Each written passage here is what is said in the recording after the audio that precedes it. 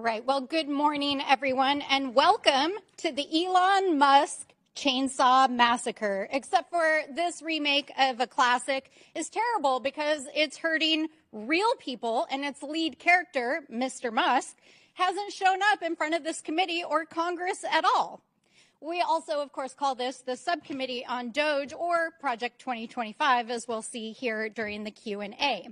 So today, in this hearing on foreign aid, which the GOP has called, you're going to hear all kinds of wild conspiracy theories, accusations, and unfounded data. It's designed to confuse and provide cover for Donald Trump and Elon Musk in their reckless gutting of our foreign aid and our reordering under the Trump administration of international affairs.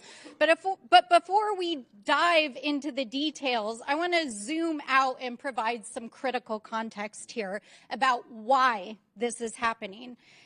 So first of all, let's talk about what happened over the last 2 weeks as the administration took an abrupt about-face in international relations after 64 years of USAID and supporting our allies in Europe, turning its back on long-standing allies and now suddenly embracing and enabling U.S. foreign adversaries.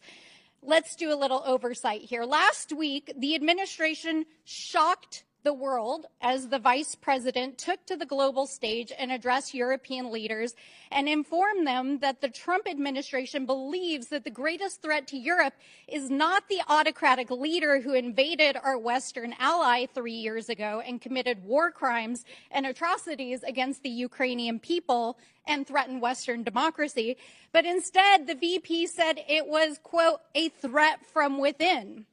He then snubbed our German allies and, in an unprecedented move, tacitly endorsed and then met with a far-right candidate from the German parliament who Elon Musk has spent months backing.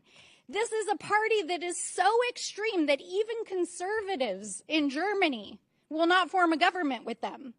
Then, over the weekend, Donald Trump went on a wild rant on social media, embracing Vladimir Putin and repeating Russian propaganda, trying to rewrite history and falsely claim that Ukraine started a war against its own people. Then, on Monday, Trump had the United States of America vote with Russia, North Korea, and China as 4 of the only 8 countries in the world voting in the UN against a resolution supporting Ukraine and affirming Ukraine's sovereignty.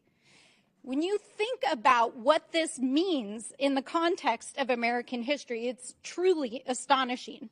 That same day, which was only 2 days ago, the administration announced that they would proceed with firing another 2,000 USAID workers, even as a court ruled that the administration's dismantling of the aid organization is illegal. And interestingly, one of the main opponents of USAID programs is Donald Trump's buddy, Vladimir Putin. Why? Because among the programs that the U.S. was funding before the funding was frozen was aid to Ukraine, including safe houses on the front lines, a free and open press to help keep people informed what was happening in the war, not to mention refugee resettlement in the United States. USAID was also engaged in democracy building in Eastern Europe and the Balkans, especially with the fall of the USSR.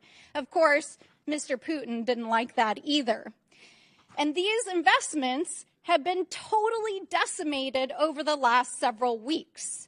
Over the last 5 years, USAID has funded international aid to 212 countries around the world to promote international peace and security, to help maintain stability, and ensure that we are making good on America's promises.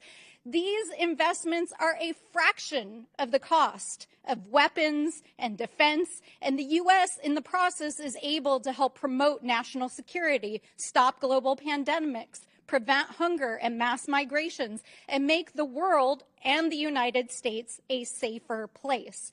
So when we hear conservative allies of Donald Trump repeat wild and unfounded claims about international aid, and we see a coordinated attack by conservative media, think tanks like those who are here today, members of Congress, the administration, we have to ask ourselves, what is really going on here, folks? Why the hell are they so hell-bent on dismantling an organization that has been so vital to American interests and Western democracy for so long?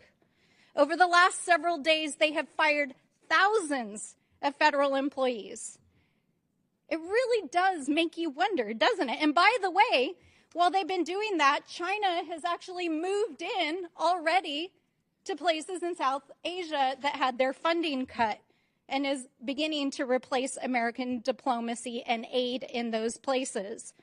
So as we listen to this hearing today and hear from our witnesses, which I look forward to, I hope that we can get to the bottom of what is actually going on here today.